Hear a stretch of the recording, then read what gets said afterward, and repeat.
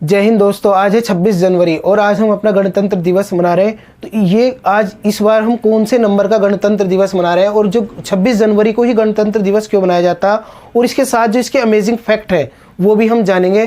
तो आइए आज का लेक्चर शुरू करते हैं। तो दोस्तों इस बार हम 26 जनवरी 2023 को कौन सा मना रहे हैं? 74वां गणतंत्र दिवस मना रहे हैं। और हर साल हमारे देश में 26 जनवरी को ही क्या मनाया जाता है? गणतंत्र दिवस मनाया जाता। तो तुम्हारे दिमाग में ये आ रहा होगा यार कि क्यों मनाते हैं हम गणतंत्र दिवस? तो क्योंकि 26 जनवरी 1950 को हमारा संविधान लागू हुआ था। हालांकि हमारा संविधान 1949 का जो नवंबर का मंथ था उसमें बनकर तैयार हो गया था, लेकिन हमने जो लागू करा, हमने जो इसे अपनाया वो कब करा? 26 जनवरी 1950 को। क्यों? ऐसा क्यों हुआ? देखो टाइम और बता दूं मैं, ये 10:18 हो रही थी उस समय पे सुबह के, तब हमने अपना संविधान अपनाया था। ये तो टाइम भी वैसे पूछता नहीं, मैं फैक्ट बता रहा हूँ ना, तो थोड़ा सा जान लो।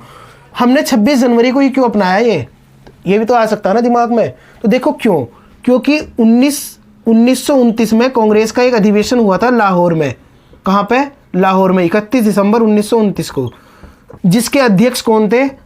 हमारे देश के पहले प्रधानमंत्री कौन थे? इसके अध्यक्ष पीटी नेहरू, पंडित जवाहरलाल नेहरू, जिन्हें चाचा नेहरू के नाम से भी हम जानते हैं।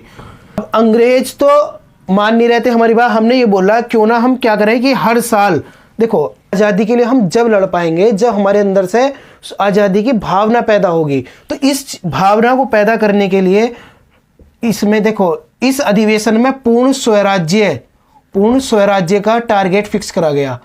पूर्ण स्वराज्य मतलब पहले तो हम डोमिनियन स्टेट का दर्जा मांग रहे थे अंग्रेजों से, अब हमने कह दिया कि अंग्रेजों अब हमें तुम्हारी कुछ नहीं सुननी, अब हमें भारत आजाद चाहिए, तुम यहाँ से चले जाओ अब। तो ये पूर्ण स्वराज्य का टारगेट किसमें फिक्स करा गया था? 31 दिसंबर 1929 का जो लाहौर का अधिवेशन हुआ था। कई बार एग्जाम में पूछा जा चुका कि ये अधिवेशन पूछ लेगा, पूर्ण स्वराज्य पूछ लेगा, अध्यक्ष पूछ लेगा। इनके द्वारा इस अधिवेशन में एक डेट फिक्स करी गई, 26 जनवरी को हम अपना स्वतंत्रता दिवस मनाया करेंगे। हालांकि हमें अंग्रेजों से आज़ादी नहीं मिली थी, लेकिन आंशिक रूप से हमने मनाना शुरू कर दिया। क्या? अंग्रेजों के बने हुए कपड़े नहीं पहनने के, और देश स्कूल कॉलेज में या कोई कंपनी या फैक्ट्री है उनमें सब में देशभक्ति गीत गाए जाएंगे, नारे लगाए जाएंगे। ये सारी चीज़ें हम 26 जनवरी 1930 से करते आ रहे थे। जब तक हमें आज़ादी मिली तब तक। आज़ादी मिली 1947 में, लेकिन हम आंशिक रूप से मनाते आ रहे थे कब से? 1930 से। तो अब हमारा देश आज़ाद हो गया 15 अगस्त को। तो इस डेट को, लेकिन अभी डेट बच रही है 26 जनवरी, क्योंकि हम इसे मनाते आ रहे थे पहले से। इसे यादगार बनाने के लिए हमारे देश में जो संविधान था वो इस दिन लागू किया गया। इस 26 जनवरी को याद रखने के लिए, ताकि हमारे देश की जो आने वाली पीढ़ी वो इसे भूल ना जावे, इस वजह से हमने ये 26 जनवरी फिक्स करी थी संविधान लागू करने के लिए, गणतंत्र दिवस मनाने के लिए। तो आई होप तुम्हें इसके बारे में पता चल गया हो क्यों मनाते। तो ये अधिवेशन तो इम्पोर्टेंट है, याद रखियो। और इसके बारे में फैक्ट जानते हैं। हमारे यहाँ हर साल 26 जनवरी को एक चीफ गेस्ट बुलाया जाता है। किसी भी देश का हो सकता है। जैसे सबसे पहला जब हमने 1950 में अपना गणतंत्र दिवस मनाया था, तो हमने किसे बुलाया था चीफ गेस्ट के तौर पे? इंडोनेशिया के जो प्रमुख थे, इंडोनेशिया के राष्ट्रपति कौन थे? सुकर्नो, उन्हें बुलाया था हमने। तो एग्जाम में ये क्वेश्चन नहीं पूछा जा सकता कि हमारे देश की जो पहला रिपब्लिक डे मनाया गया था उसमें कौन चीफ गेस्ट थे? तो सुकर्नो थे। अब इस 2023 के जो चीफ गेस्ट है वो कौन है? अब्दुल फतेह अल सीसी। ये कहाँ के हैं? ये मिस्र के राष्ट्रपति हैं। तो इस बार ये हमारे चीफ गेस्ट हैं। ये हमारी परंपरा चली आ रही कि हम हर साल 26 जनवरी को अपना एक चीफ गेस्ट बुलाते हैं। किसी भी विदेश का हो सकता है, वो किसी भी देश का हो सकता है। तो वो इस बार कौन है? मिस्र के हैं। और पहले कौन थे? इंडोनेशिया के सुकर्नो। ये राष्ट्रपति का नाम है, ये देश का नाम है।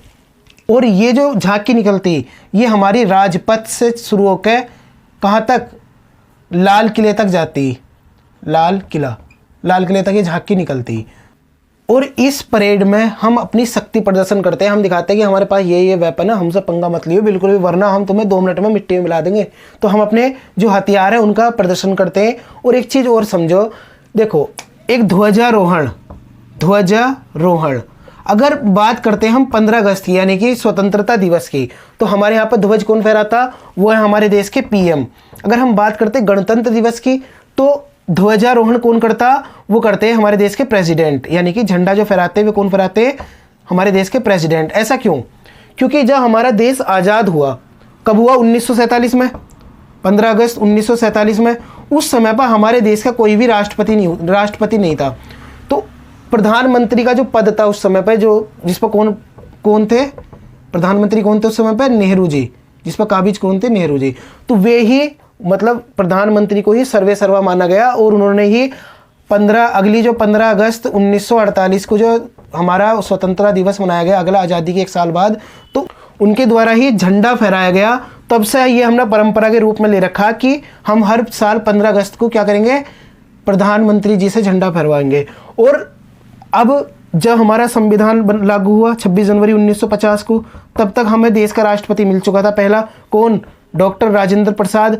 हमारे देश का जो प्रथम नागरिक है, यानी कि हमारे देश की जो सारी शक्ति वो किस में निहित है, राष्ट्रपति में, प्रेसिडेंट के पद में। तो हमने देखा जब यार हमने 26 जनवरी जो है ना, इस साल क्या करा रहे हैं, राष्ट्रपति से झंडा फहरवाएंगे, है ना। वो जो आर्य प्रथा चली आने दो, लेकिन हम 26 जनवरी को प्रेसिडेंट से ही करवाएंगे, चाहे कुछ भी हो।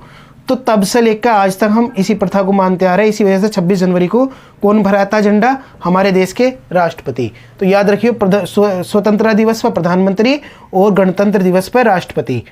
दोस्तों, जब हमारा संविधान लागू हुआ तो संविधान के बारे में 2-4 चीज़ जान लो। देखो, इसे बनने में 2 साल 11 महीने और 18 दिन का समय लगा था, और संविधान की 2 प्रतियां हिंदी और इंग्लिश में लिखी गई थी हाथ से।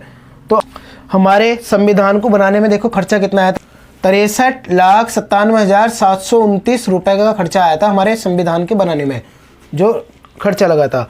और संविधान के जनक तुम्हें पता हमारे BR अम्बेडकर साहब को बोला जाता। एक मेरा क्वेश्चन है, ये बताओ कि हम संविधान दिवस कब मनाते। ये गणतंत्र दिवस की बात हो रही जो मैं बात कर रहा हूँ, लेकिन हमारा संविधान मैंने तुम्हें बताया नवंबर के मंथ में बनकर तैयार हो गया था। तो वो डेट कौन सी जब तैयार हुआ था, तब उसे ही हम क्या मनाते आ रहे, संविधान दिवस के रूप में मनाते आ रहे। तो आई होप तुम्हें समझ में आ गया होगा। दोस्तों, इस बार पहली बार ऐसा हुआ कि कोई महिला जो हमारी भारतीय सेना है उसका प्रतिनिधित्व करती नजर आएगी। तो ये भी याद रखिए, ये भी इम्पोर्टेंट है। और हर साल 26 जनवरी पर हम कैसे कुछ अवार्ड देते हैं, जैसा पद्म विभूषण, पद्म भूषण, भारत रत्न, कीर्ति चक्र जैसे अवार्ड भी देते हैं। राष्ट्रपति के झंडा फहराने के बाद 21 तोपों की सलामी दी जाती है। और इस बार जो झांकी है ना, देखो 22 झांकी शामिल करेगी, 56 थी, उनमें से केवल 22 को सिलेक्ट करा गया, और 22 झांकी इस बार गणतंत्र दिवस पर निकलेंगी। दोस्तों, हमारे संविधान को किसने लिखा था, हैंड राइटिंग में, वो थे प्रेम बिहारी नारायण रायजादा, और उन्होंने बिल्कुल ये काम बिल्कुल फ्री में किया था। इसके लिए लिखने के लिए 1 रुपये भी नहीं लिया था। हमारे देश का जो राष्ट्र चिन्ह है, राष्ट्र चिन्ह क्या पता तो होगा ना, नहीं पता तो हमारे देखो जाकर क्या है, ये तो पता ही होना चाहिए। हमारे देश का जो राष्ट्र चिन्ह है ना, वो भी 26 जनवरी 1950 को लागू हुआ था। लेकिन राष्ट्रगान जैसे जनगण मन और राष्ट्रगीत जो है वंदे मातरम, ये हमने 24 जनवरी 1950 को ही अपना लिए थे। तो आई होप तुम्हें ये फैक्ट अच्छे लगे होंगे। तो अच्छे से अपना रिपब्लिक डे मनाओ। मिलते हैं फिर नेक्स्ट लेक्चर में, तब तक के लिए थैंक्स अ लॉट। जय हिंद।